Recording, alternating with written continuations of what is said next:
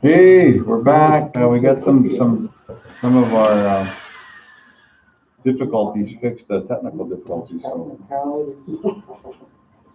I know our. All right, we'll call the meeting back to order at 10:14. Hi, we're going back into session here, Kat. Next up is the elderly nutrition program. So who wanted to talk about that? Well, that was me. Pat's gonna actually come back on. Did you need her? Yeah, I needed her, yeah. Yeah, I just said, we're back up, please call back in. Oh, it's not even on? Yeah. Oh, yeah, Anne Marie, I thought we were done with that. Oh, yeah. Oh, sorry. Well, I can just call Pat. Oh, okay. That'd be better probably, so Yeah, we 'cause don't I don't mess know. everything up. Well, we have to get that Zoom deluxe, whatever, because you can put YouTube right in and you can. Hey there, Pat, I'm gonna put you on speakerphone. Right on the screen.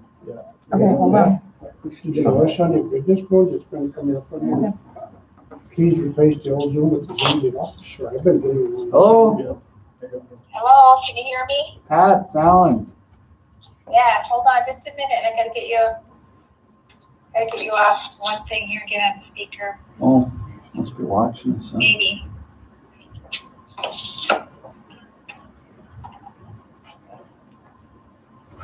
Can you hear me now? Yeah, Okay, we're good. yeah. Yeah, I got a call from a tribal elder there the other day, and she had questions about, when are we gonna open up that the community sites for the ENP, and she had some complaints about the food quality coming out of the Shooting Star Casino. So I said I'd bring it back to the table here and see what the council's wishes were going to be, or what your recommendations are, if there's a timeline when things are going to change or anything. Because I got to feel there's quite a few elders out there that are in that same situation. They kind of want to know what's going on. So, and it did come up a little bit in our breakfast yesterday too. So I said I would talk with you and see what you have to say. Okay. So I have worked closely with the EOC, with Ed Snetzinger, and I think Ed had been to council not too far back in the distance to talk about the plan for EOC and, the time that they would be de-escalating and shutting down. So at that point in time, we did a lot of work on budgets, looking at ENP budgets, looking at all the things that were going on. And these were the things that were discussed. So as EOC is looking at probably winding down, the projection was for the end of February. We decided we would try to do the same with ENP for a number of reasons. It would give vaccine more time to get out and have second doses in and be more effective, so more people would be protected both on the public side and on the provider side. It was a huge budget-friendly kind of opportunity, because as long as they stayed under the budget that they are, it would extend their local budget when they return to their sites, and would help them through that transition in being able to use their local dollars then for that time and extend some of their dollars into the next fiscal year as well. It also gives some time for that site preparation, because there's some equipment at a couple of the sites that need repair, and that repair is in process right now, so that those arrangements for cooking and serving will be in good order by the time they get back to site. It also helps with staffing. She has a couple positions posted to fill, so that, and some of those are pivotal kind of conditions with lead cooks in those sites, or one of them is, and one of them is a support staff there. So that gives time for that person to be put in place and be ready to take over that position when they get back. It also means that we're not necessarily sure going back in March if they will have the availability of congregate dining at that point in time, where people would be able to come to the sites and eat. Just because there are still probably some COVID restrictions we have to abide by. That means that not everyone will be getting a home delivered meal. So some people would have to drive to the site, pick up their meal, and go back home to eat. And that seemed to be somewhat of a burden to the elder population in, the winter months that were most severe. So looking at March, perhaps that's a more user-friendly time. So that the intent right now is, and I know they did a survey. For a number of days, the survey was 50-50, and then some more results came in, and the request was to return to sites. And so that plan also then worked with Kat, and we've had conversation with Ed and the casino to start that preparation of moving back early in that March timeline. So they would be back at sites by then.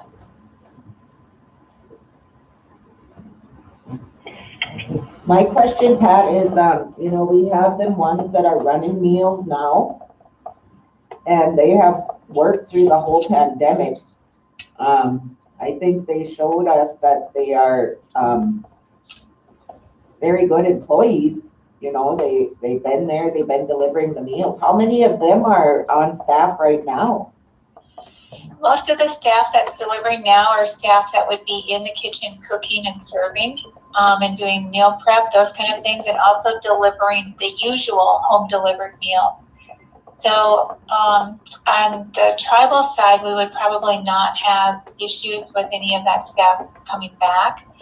I think that there's casino staff that are helping to cook the meals and do some of the, the preparation on that side for picking that up. So I don't think that would impact our staffing as far as having layoffs, as far as I understand at this point in time. We would maintain our staffing. Okay, so then ones that are not actually full-time employees under you, are they gonna be let go, or what are we gonna do with them?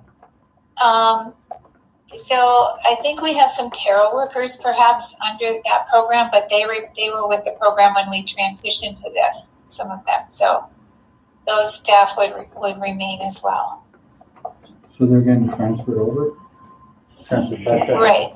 They're under ENP right now. So they'll have jobs then? So they'll have jobs then when? Yeah, most of them had jobs or were there when we started this, I think, so they would continue to have those jobs. Okay, that's my big concern, because, I just don't want them going, just tell them you're done, because, Right. they've served yeah. well through this whole pandemic, and I think they've proven to us that, they are good employees. Right. I think we've augmented that staff a lot with some of the staff from the health division that could help with home delivered meals, help with some of those services. The big change would be we do have somewhere 100 or 150 people on the Monoman side that are getting meals right now from home delivered. And those people are in Lutheran Social Services area. So they're not usually someone we would serve, nor would we have the privilege of serving that because someone else has that ownership of that population. They just chose not to do that service during this time. So as we go back to ENP sites, we would not be serving those people in the Monoman area at all. And when do you plan on opening up them sites then? Well, I think having conversation with Kat, it would be very early in March. Let's see what the first day of March. Because from yesterday in that meeting, they voiced that they're still gonna follow if the sites does come open for them to go sit in, that they'll still follow the 6 feet guidelines and stuff like that. Right. And I asked Kat what she could do, and she said that they could put up the barriers to the curtains or whatever that needs to go between them. Because I think a lot of the elders are just missing that contact. Yeah. And they were also asking about the exercise stuff too, because right now they're just kind of basically stuck at home and not doing nothing, but they said that they like, the exercise where either if they're just sitting in their chair and moving their legs or whatever, but they really like that. So they're wondering when that can start up again too. Right, and I have conversation frequently with Cindy, who has the exercise facilities. The big thing about the exercise facilities is ours are very small. They're not large places. The equipment is very close together. And really, when people are exercising, there is a lot of, you're breathing faster. There's a lot of droplet-borne moisture in the air coming from individuals. There's sweat. There's all kinds of things on the mats and on the equipment. So keeping that area clean would really mean almost having those deep cleaning things in there every time someone got off a piece of equipment at this point in time. So we're kind of looking at that to see exactly how we can do that best, and kind of work that out so we can still keep people safe and maybe have some access to those areas. But it is a little different than a lot of facilities that have a very large. Right, and I understand that, but I think with the elders, most of them just did it like, in the place they're staying, they would come in and, just do little, whether it was walking in place or, doing some stretches in their chair or something, Right. And, I think they're more apt to do it if somebody is there, Oh, yeah, home-based exercise. Yeah, that's what I think that's what, when is that coming back is what they were asking. I'm not sure about the sites because I don't know how many of them use the sites. Okay, so we could probably, that's an easier piece to manage, because actually Jackie Haugo was one of the people who was working with them on that, I think, and so was probably Mel, and there might have been one other one. But they're actually, some of those people are now still helping ENP with deliveries of meals and all of that, so they'll be coming back to their regular service as well. And so those are, the home exercise, or even a small amount of people, 3 or 4 people in a room that's large, in that kind of less strenuous exercise for individuals is easier for us to work through. So I think that's a possibility for sure. How about nail wash? Getting that room fixed up. I know that they're working on the stove this week. I don't know, are you speaking of the remodel for Nada Wash? Yeah, that's what I was wondering. I don't have any further information on that at all. Nothing? Okay, thank you. Mm-hmm.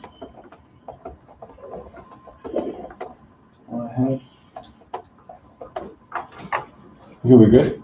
Yeah. All right, guys. Any questions? We go to Pat.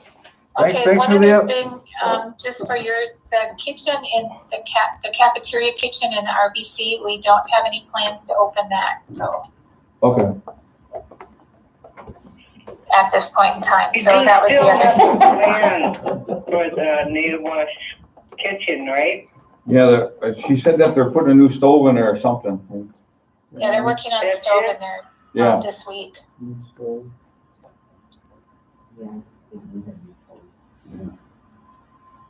Okay, Kat? Well, pretty well shot. What's that now? The nail wash kitchen. It's pulled out and it's rugged. Pat, do you know if Kat's working on a plan for the Nada Wash kitchen, if it's gonna be widened or expanded somehow, or anything that we could do with the, because I know that kitchen is pretty small over there, so I know. Yeah, I know that pre-COVID, there was some evaluations and bids, I think, that were done for that area, but I don't know if that's ever been moved ahead or if there's ever been budget put forth for that. What was referred to the capital projects? Was it? Okay, yeah, it was referred to the capital improvement plan, so, but we'll look at that again when we will try to get that approved right away, so we can get that kitchen fixed, so. Okay, that sounds good. And another thing, this has I don't know, Pat. But the elders were asking about their, plastic still. I know we put money in there, you know, and, Okay, so we're supposed to bring that up today. yeah, and, Yeah, did we, they can't access the dollars, I guess, so we need to get, I don't know what's going on with that. Sandy told me that they got access to the dollar, they just don't know, they have nobody to do it. Well, I thought we had contractors. So we do have, Terra workers, that would be able to put on the wrap, and Sandy also has all of the things that she would need to get it going, and they've been doing some of them, but, on Sandy's side, she's saying she's not able to access the funding, and then on our side, we were going to make sure that we had a justification to be able to use behavioral health funds for the elders by providing their basic needs and to justify using those funds to pay for weatherization in the window wraps. Okay, to my knowledge, that was put into day labor, wasn't, we didn't do day labor on that? Well, I thought they refunded the. Yeah, and I think that's the dollar she was talking about yesterday. The thing is some of the elders didn't want day labor because they didn't feel they were doing a good enough job. But I tried to explain to them, they did the cemetery and fence up the race lake, and they did an excellent job up there, so. So it's my understanding day labor and the Terra program are run out of two separate entities. yeah, And so the day labor is under the casino side and No, Terra's yeah, under, they was under, flip it around, it's the other way around. yeah, Taylor's under Sandy. I know she's sort of short-handed, so. Well, you know what I think we need there is she's saying you talked about behavioral health thing, we might need probably a resolution or something for that, you know. I know some of the elders are pretty upset, they told me, how the winter's almost over now, no sense putting it up now. It's supposed to get really cold. But yeah, I was upset if we could get it up before this next cold snap, I said, I don't know, we're working on it. See, I just thought it was getting done because. Yeah, me too, I haven't heard that. Yeah, I brought it up at the last 2 or 3 meetings, when it just plastic, can I get up? If we had a resolution for that funding for that, I think we could take care of that one. And I have another elder that approached me on that too, so I don't know who to give her name to, Sandy, I guess. So what exactly do we need to get it moving forward?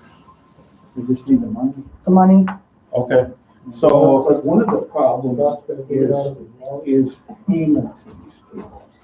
Because the expectation is they get paid at the end of the day. day labor, yeah. Yeah, so we moved to a new, like, pay card, and we identified that we could use the social card for day labor very well. And now the problem is this company is not accepting tribal IDs as proper identification.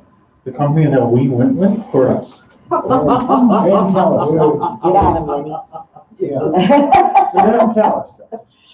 And so now they've had 3 employees from the casino that only have tribal IDs. They don't have state ID, they don't have driver's license, you know, and they're not accepting. No, that's not. No. So who's in it? The casino in it? Well, No, Gretchen at the company. casino is getting that information back from this company because they're giving her a bad time. They closed some accounts because of lack of driver's license, state driver's license. What's the company's name? NetSpend. NetSpend.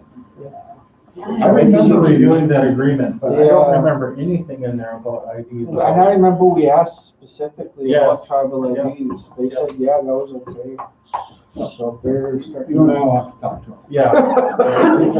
Because if they would accept tribal IDs, that the program would work very well. Oh, yeah. Yeah. If they won't, for whatever their reason, then we got a problem. Then it's, you know, it's hard to write a check every day. Here's your check every day. Here's your check every day. And cashes can be a problem too. Yep. They're a tribal. Exactly. Yeah. The hell? It's like, why do you even want to And come you to know- Weston? You know, and the government allows them for I-9s. Yeah. Tribal IDs. Yeah. Yeah.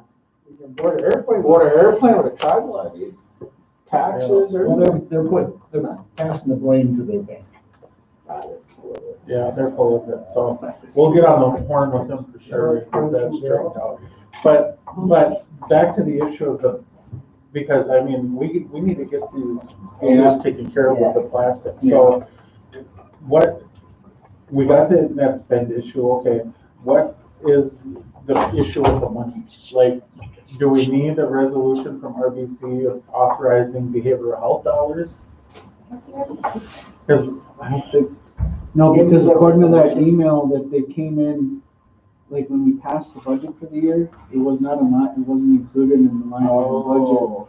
So what Ben had done in years past, remember we laid off Ben? He was laid off. Well, anyways, that's besides the point. Ben is no longer with us, so what he would do annually, he would come in with a budget and a resolution saying, hey, I need this money. Whereas he should have been putting that into his annual budget, but he wasn't doing that. So technically speaking, we should have something there to accommodate that. I would just make a motion, but it wasn't even included in the budget. Plus, it's not general fund, it's behavioral health. it's behavioral health, yeah. Like how much? Well, I think they were saying, It was 100,000. Well, 100,000 was for the day labor, but Yeah. what, I think she this said program will cost is not 250 is what she was saying. I don't recall, sorry. Well, we can get a number from Sandy and just put it in the thing. Yeah, we could give it the money, then just ratify it next meeting. Well, or you could make a motion now. Yeah. And approve the resolution, and then I'll draft it when I go back to my office. Yeah, I should get somebody else tomorrow. That's what I'm Somebody's saying. home. Let's do it now then, yeah. This wind is gonna be terrible. Yeah. Motion. Second. I motion to I approve, was there. approve funds to be named, Motion to approve a resolution motion to approve a resolution authorizing behavioral health funds authorizing behavioral health funds to be utilized for replacing plastic on older windows. Okay. Motion. to be utilizing for plastic to be placed on Elder windows. elder windows. Motion by Kathy, second by Annie, all in favor. Motion carries. Be good. All right, we got that done. All right. We'll be getting plastic. All right. Next up is advisory committees for hemp and marijuana medical. Alan, I think. Yeah, Annie and I, well, we met with the membership last week on the hemp and medical marijuana, and so they wanted to know what was the status of the hemp committee and what was the status of medical marijuana, and so we discovered that there is a committee for the hemp. The hack, yeah. Yeah, It's called hack. the hack, okay. And, but they wanted to, try to get some tribal members on there. And so I said, I'll bring it back to you guys and make a request that, we try to get some applications opened back up so they can put in for it. And then they also had recommended that we have the same kind of model for the medical marijuana because, there was some disagreement over the ordinance itself. But like I was telling them, and I think everyone generally agreed that like it's a work in progress, right? So it's an imperfect document, Yeah. but we can make updates to it. And so to facilitate those, that feedback, I think having advisory committees for both of those would probably be well suited. So I just wanted to bring it to you guys, see what you guys thought. What I would recommend would be, so it's important to keep the hemp and the medicinal cannabis separate for legal purposes. And so Veronica Newcomer has been working on the hemp project and she's continuing to work on the hemp project.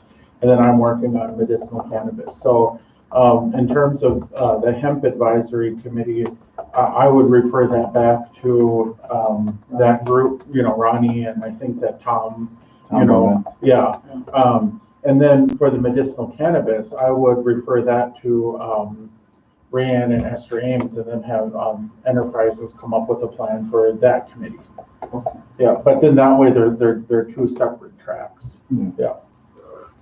Well, I would think that would be good because how soon can we get those advisory committees stood up? Because I would like to see them happen as soon as possible. Because I know one time we did have someone on the hack committee, but that was years ago, and I think they're probably all off now, but I know that we do have, there's some, I know probably Adam Wutcher probably has some of those old documents, or Zach, or some, or Monica has them, so I know what that shouldn't be hard to fire up. I know on the now with the medical cannabis is brand new to us, is like, I know that'll come back to our next meeting, we'll bring it up in our advisory committee. You know, the other thing, with medicinal cannabis, as long as we're talking about it, is the RBC approved that code now, it's been about a month.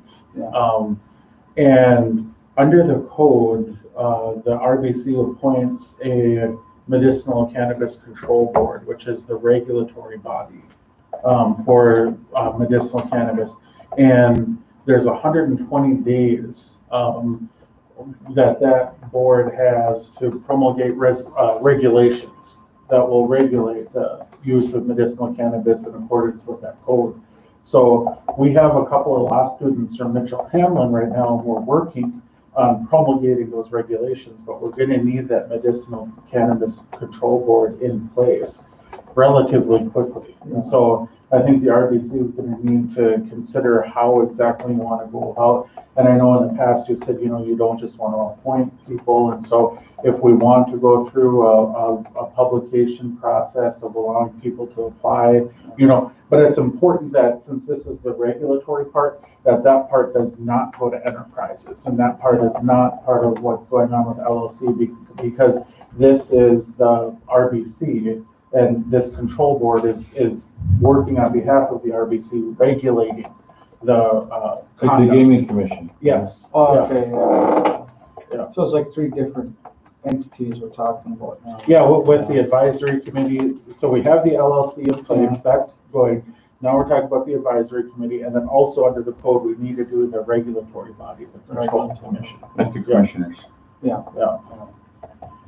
And so if the RBC wants, I think what would be best is if we would publish something in Anishinaabe Today, and then out on social media too, requesting interested qualified individuals apply for the control board. Well, when does that, next newspaper come out? Like, not till March. March? Okay. So I wonder if you could do like. He wants to appoint first and then add Some sort of interim, you know? that Yeah, you well, could- and it's completely up to the council, Or you could do a, because the ordinance does say that the RBC will appoint. And Well, we'll go get, can you get us like a JD of it? Like, do they have to pass a background check? Do they have to yes, they have- do, yeah. Do they have to meet this criteria? You know what I mean? Yeah. So we need to, so if we're gonna appoint someone, to make sure that we don't appoint someone that's. And the important thing is this body that I'm talking about, the control board, this is a very important body because not only do they license like the operations at the LLC, but they're also the ones that are going to be helping to set what conditions qualify. They're going to be doing licensing for vendors. They're going to be doing licensing for, you know, the actual ones that's actually issuing the cards out to people, you know, so this body is actually very integral to the overall program. and then the other thing on that then is if it's gonna be on that advisory, because I did get some feedback on that about, they had a felony on their record. And there was some band members that were quite upset with the RBC about that. And, and I said, I don't know, I'd have to talk to the legal about it to see what sort of, you know. So part of this comes from that we're in this gray area. Yeah. You know, that this isn't fully legal yet, you know, it's not legal at the federal level and it's individual state level. And so there isn't consistent, you know, to say here are the black and white rules like we have with gaming, you know, keeping in mind we're 30 years into gaming right now. Even though the legal analysis is the same with regard to our jurisdiction. So all we can rely on is guidance that we've seen. And what we've seen from the Department of Justice are different guidance in the form of memorandum. And what has been consistent within that guidance has been that people with criminal histories that involve felonies shouldn't be involved in the industry. And so that's where that has come from in terms of our recommendation. Now we're in this gray area, so it's completely up to council, but just in terms of best practices, now as we think about with gaming, council's able to do certain waivers for certain key positions, you know, taking into account individual circumstances. I mean, if that's something, again, as we're talking about the ordinance or the code being a living document, being adaptable, if that's something we want to write into the code, that's something that's completely up to council discretion. So something maybe advisory committee could help work on. Yeah. Okay. Well, can we at least maybe say like, just for the advisory committees, maybe get those up and running, in the next week or two? Is that fine? Well, I know the hemp could be up and going.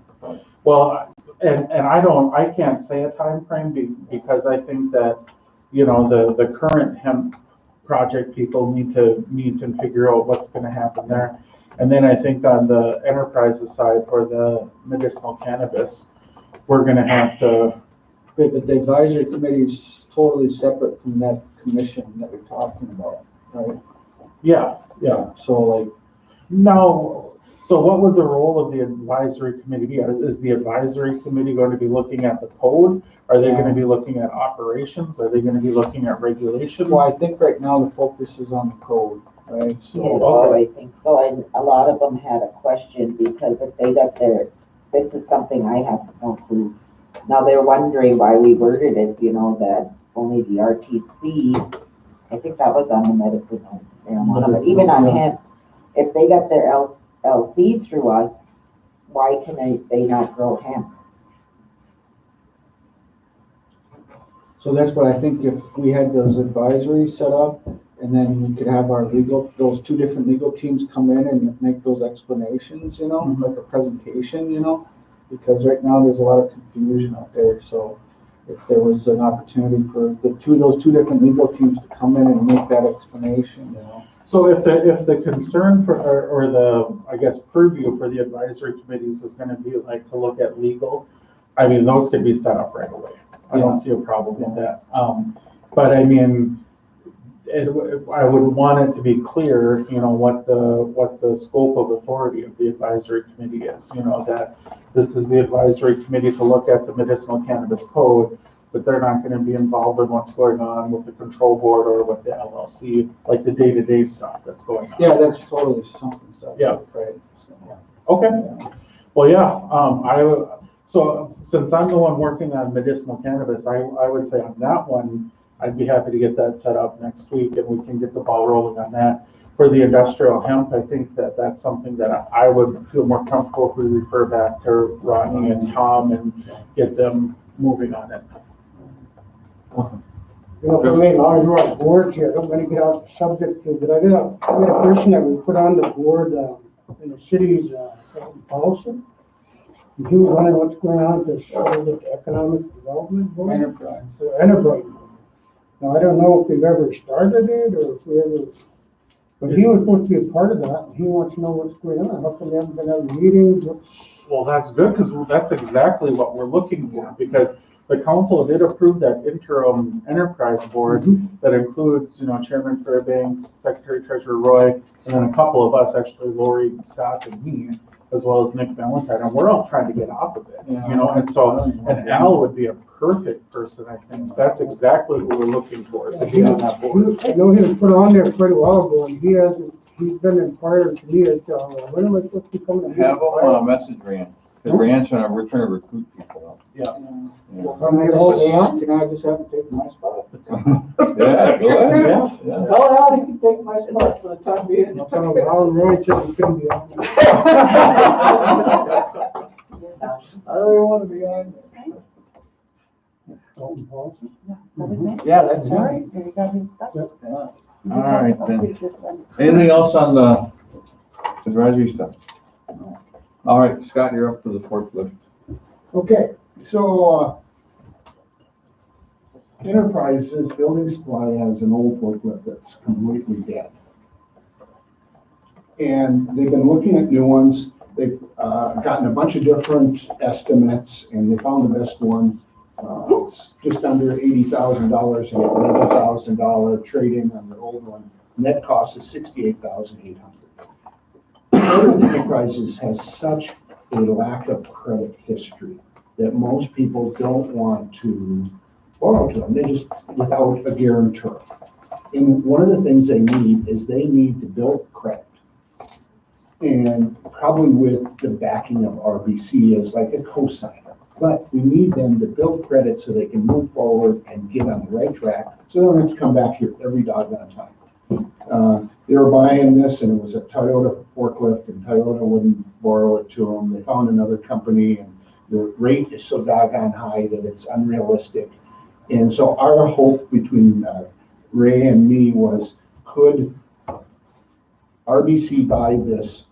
And in the next 30 days, probably enterprises should visit with Bremer Bank and get a loan on this and then pay RBC back for the $68,800.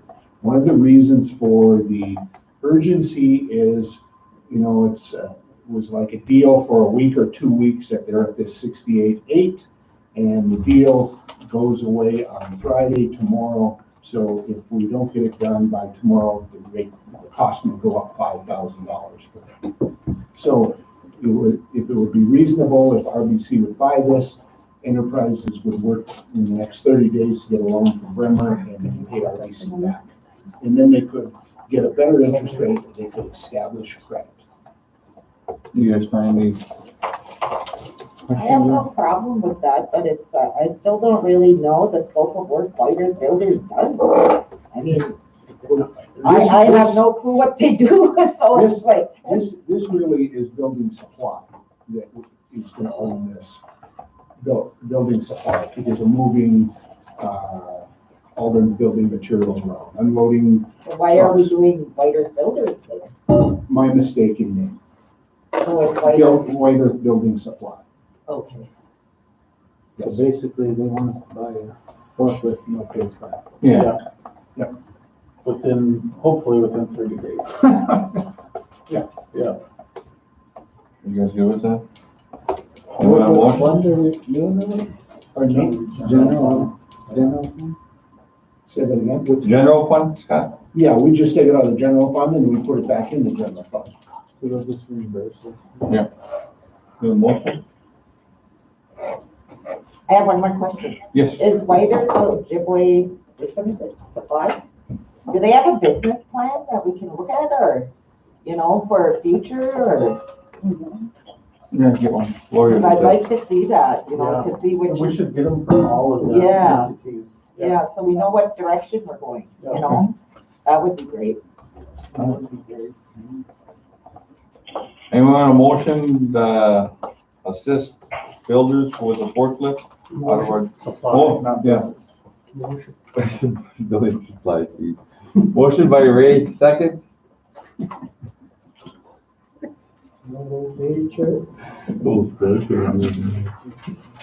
Get a second.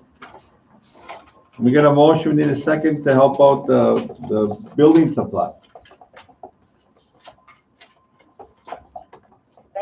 Second by Kathy, all in favor? Motion carries. Be good, thank you, Scott. Thank you. Next up, we have IHS. Okay, there's a lot of complaints coming through. I don't know, maybe we should have, what's her name? Maria here. Our elders are feeling that they're not being, taken care of good enough. They got cut off the insure, and I know IHS had that. Yeah, I wrote a letter about that too. Yeah, and I know they have a formulary they gotta follow, but, it's also the 30-day supply that they are given.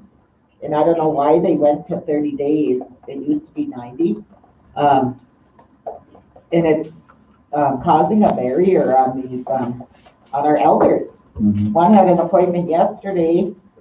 She couldn't get one of her meds till Friday because of the insurance, which they don't bill anyways.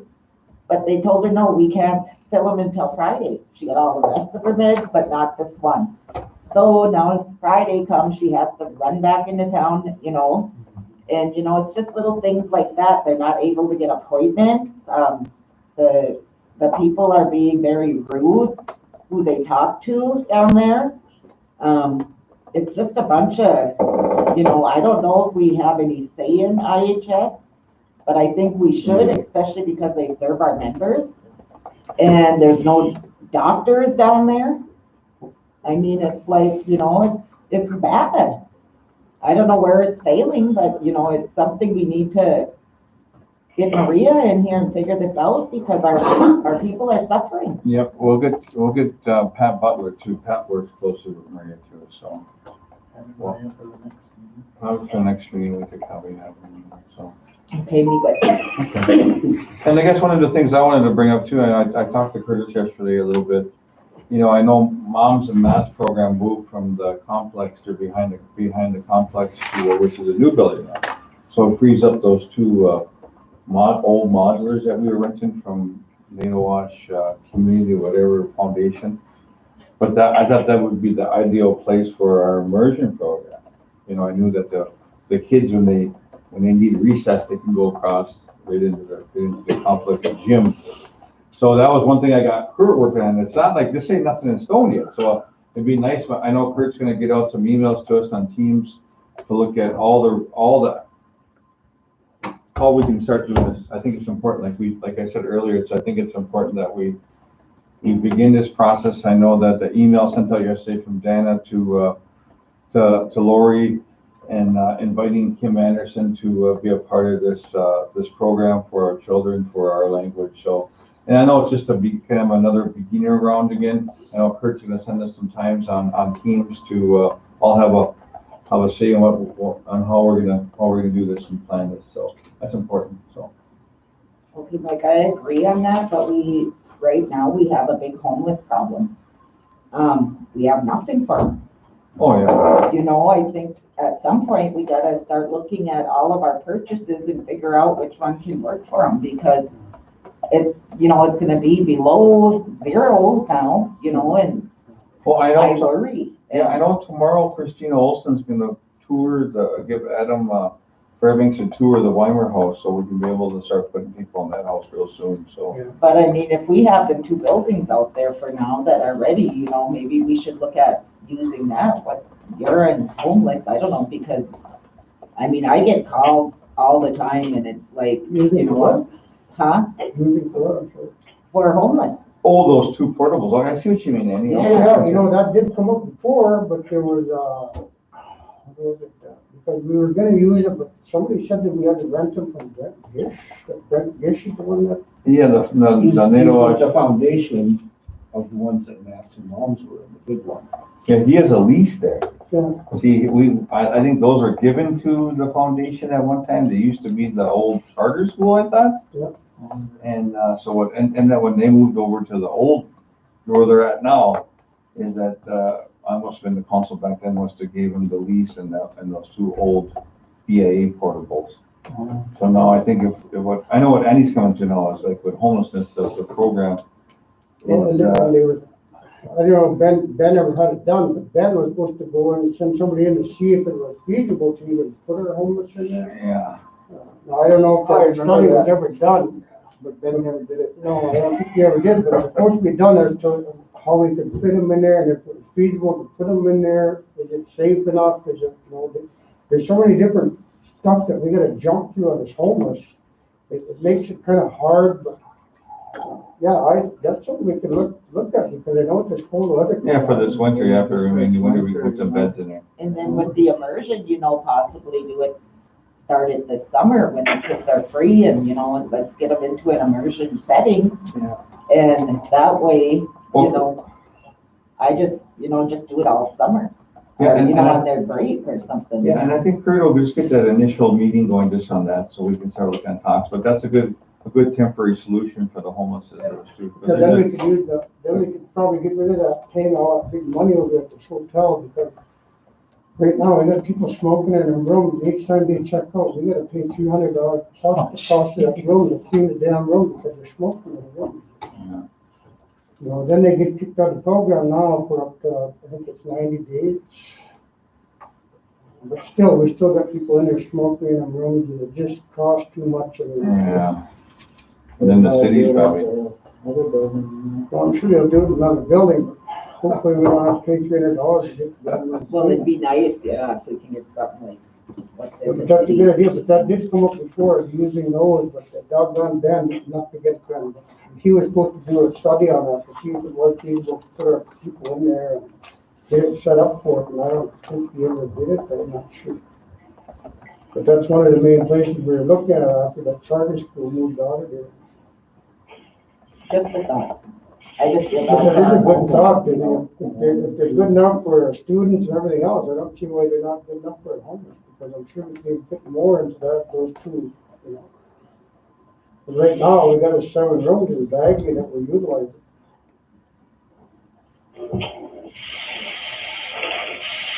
Okay, well, we good, guys? All right, I can just, oh, we got the signature request. I know we have, you guys all get a chance to look at what the stuff Lenny looked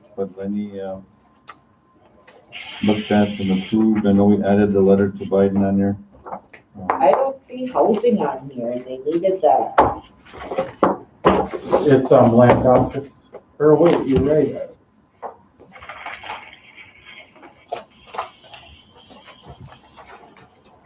But they need them leases to send in. Land leases, should we add it here, Len? Or can we- Yeah, add it in because I know Shanda was working on it, and I know, and I don't think,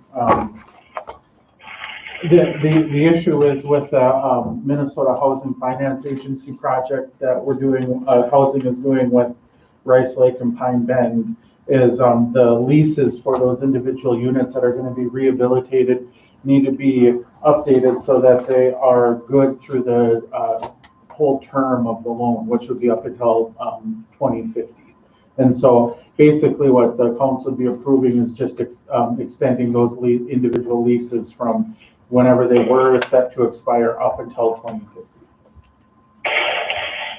And it's a requirement to get the rehabilitation project finished.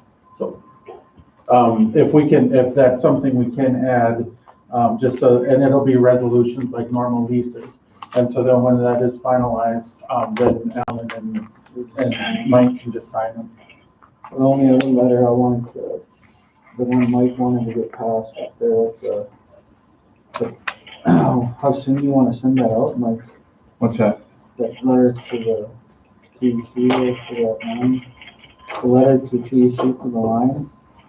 Remember you wanted to do that letter? Yeah, we have to draft a letter. I know that. Well, so it's my understanding that letter would be coming from the MCT. No, it's from the MCT, but they said that Whiters can put Right. forward a draft. So my plan is to work with me and Frank to Okay. put a draft Okay, together. Good. We'll Then have distribute council, it. we'll have Yeah, council review it, Yeah. and then there's the new policy Yeah. that we'll send it to the MCT and then they'll distribute it. Okay, good. Yeah. Because I did get asked about that. Yeah. And I did see the letter that we got from Nancy, and that looks good, and we appreciate the work that she's doing. All right. So we still need a motion on the signatories. So do we add it to the motion for the signature? I don't think we need to add the MCT letter, but the two additions to the consent agenda then would be the line 3 letter to Biden, and then the resolution on housing leases. Yeah. All right, motion for the signatories with the additions of letter to Biden, line 3, and also the housing land leases. Can we get them all at once, too? Yeah, we do them all. Okay, motion.